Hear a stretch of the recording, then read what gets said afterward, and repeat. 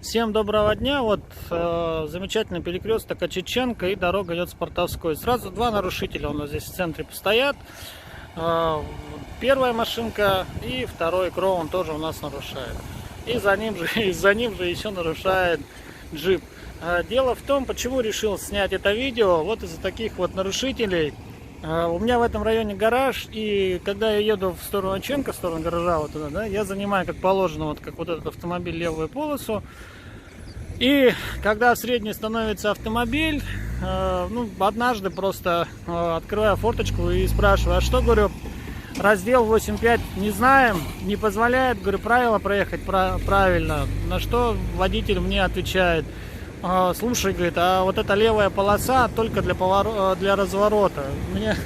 Я был крайне удивлен, если честно. Я огорчу, наверное, всех, кто у нас любит ездить со средней полосы налево. Вы, ребят, грубо нарушаете, очень-очень, да, и если вот здесь произойдет столкновение, вы подрежете того, кто с левой полосы поворачивает налево, вы будете виноваты. Вон еще один виновник, да, буквально торжества.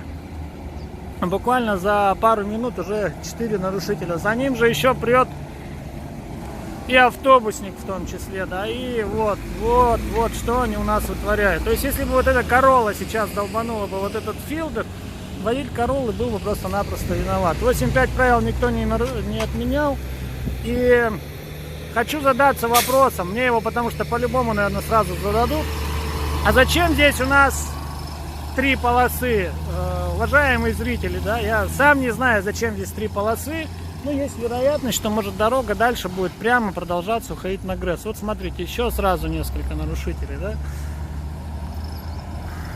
Вот сейчас будет подрезать автобус он, хорек. Вон второй подъехал нарушитель. То есть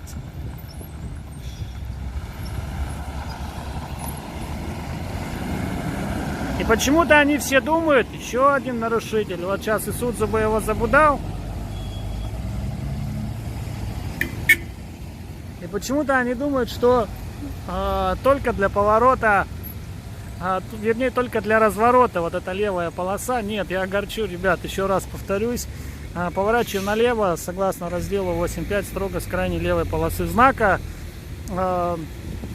который бы говорил о том, что здесь повернуть налево можно со средней полосы, нету.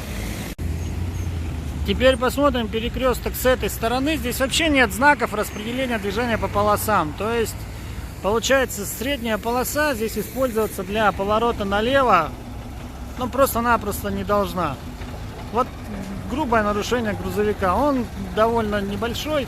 В принципе, по своим характеристикам он запросто мог бы сделать этот маневр и с левой полосы. Еще один нарушитель. То есть, правила раздела 8.5 у нас не слышали.